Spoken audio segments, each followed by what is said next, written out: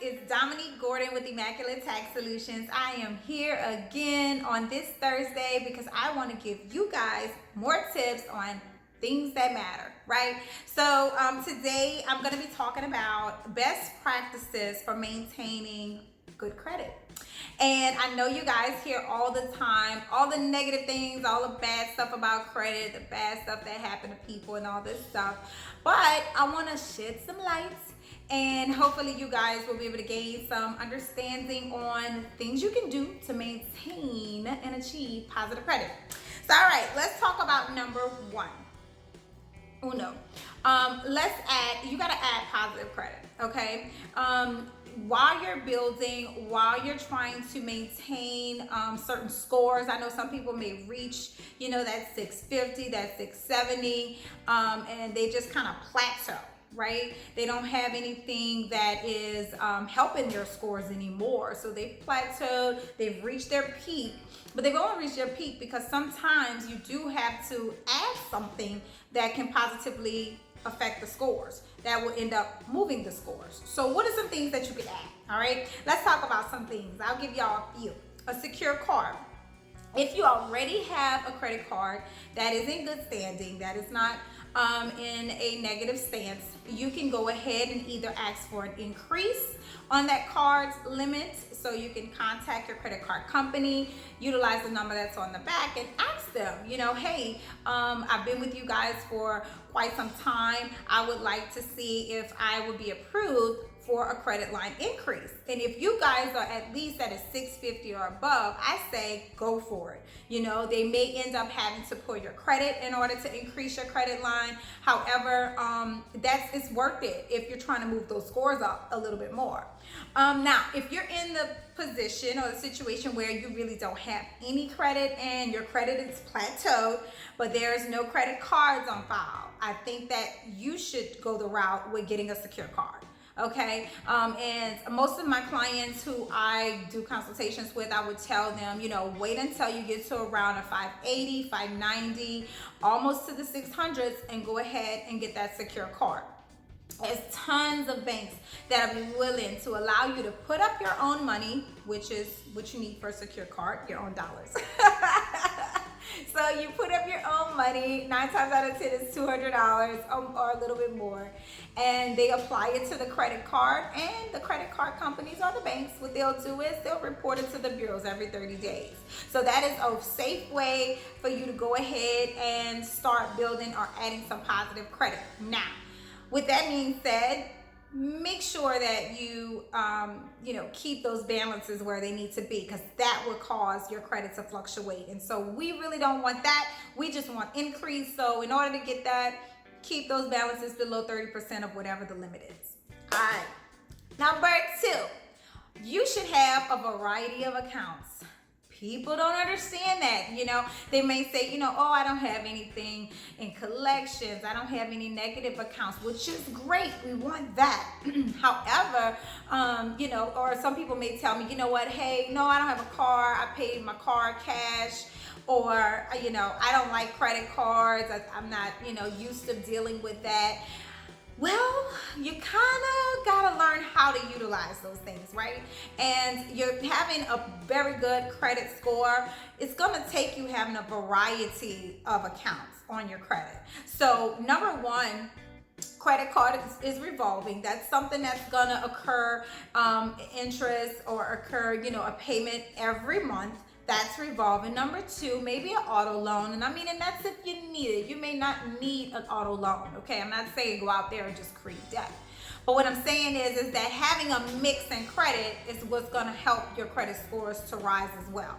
So maybe an auto loan if that's something that you need. Something else that could be positive is a mortgage. People don't realize that, but when you get a home underneath your on your credit report, it actually does increase your scores. Okay, you're gonna get that ding when the bank pulls it to give you that mortgage, but in about 30 to 60 days later, you should see some increase pending everything else on your credit is legit. All right, everything else is good. Everything else is in good standing.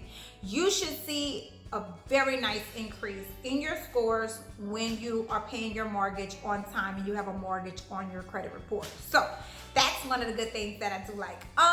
Let's talk about something else. Number 3, paying bills on time. I'm gonna pause for a second, you guys. Number 3.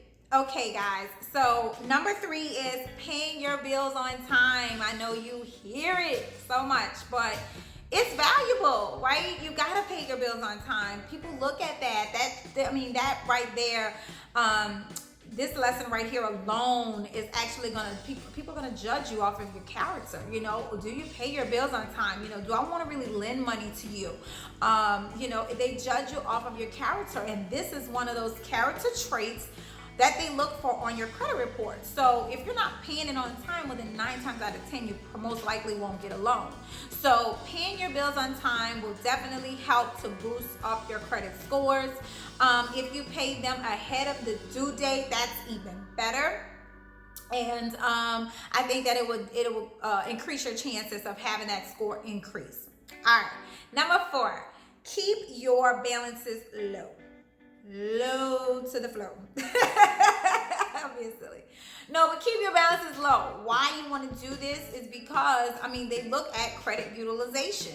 Okay, all of the lenders, if you go and you try to apply for a credit card, or you try to get a new car, or you try to utilize your credit for any reason, they're gonna want to see, you know, how are you working? You know, do you have enough money to pay these balances that you're creating? You know, are you paying them off, or you are paying them halfway? You know, they look at those things so that they can actually judge your character, just to see, you know, how well you are with dealing with money. And so, you know, that's something that I talk to my clients about a whole lot is, you know, make sure you keep the balance low. A lot of the times it's not that they don't have credit, it's just that they've used so much of it, right? And they just haven't paid it off, you know, and some of them, they're willing to pay me to fix their credit, but I'm like, you don't really need me. You just need to pay your bill, you know, pay your bill on time, and not just on time, but pay it down. 30% at least.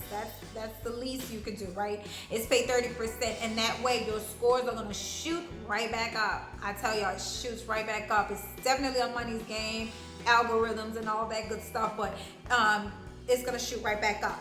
Number 5, last but not least, make sure that you're tracking your credit. Check your credit, guys. Check your credit. This is one way to maintain good credit. Check your credit. I can't say it enough. I can't stress it enough. I check mine very often. 9 times out of 10, it's once or twice a month. I do set up alerts, so I get my emails very frequently. I get them to my text if anything changes. However, you want to do that, y'all. It's important. This is something that we need. We need credit. That's how we attain and acquire assets.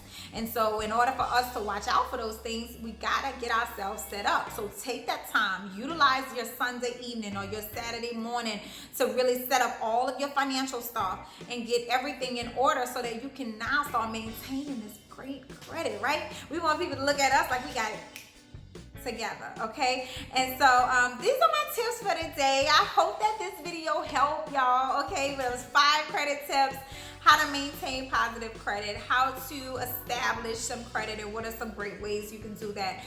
Please like, share my video, y'all. Leave me some comments. Please help me out. I am, sometimes it's a little hard. We're trying to get you out some good information. So tell me, what do you want me to talk about?